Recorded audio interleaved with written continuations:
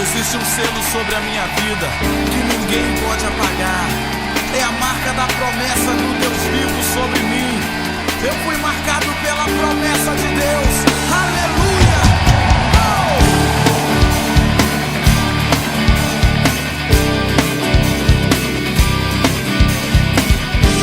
Se você também é marcado, então você vai declarar com toda a sua força isso. Se tentam destruir-me, zombando da minha fé e até tramam contra mim. Querem entulhar meus poços, querem frustrar meus sonhos e me fazer desistir. Mas quem vai apagar o selo que há em mim, a marca da promessa que Ele me fez? E quem vai me impedir se decidido estou? Pois quem me prometeu é fiel pra cumprir.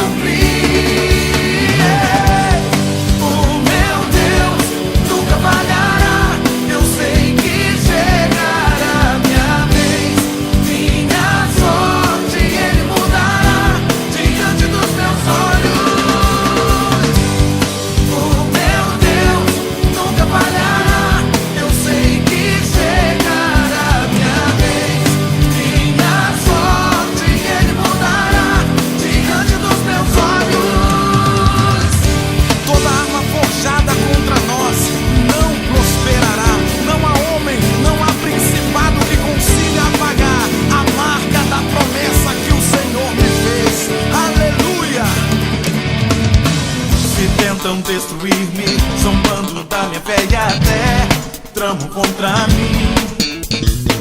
Querem entulhar meus poços, querem frustrar meus sonhos e me fazer desistir. Mas quem vai apagar o selo que há em mim, a marca da promessa que Ele me fez? E quem vai me impedir se decidido estou? Pois quem me prometeu é fiel pra cumprir.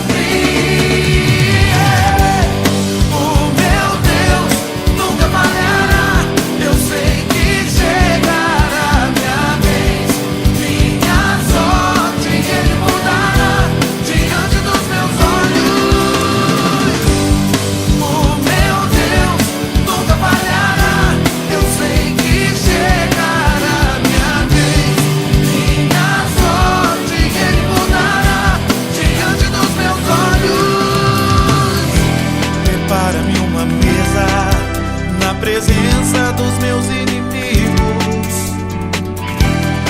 unge minha cabeça e o meu cálice faz transbordar. Prepara-me uma mesa na presença dos meus inimigos.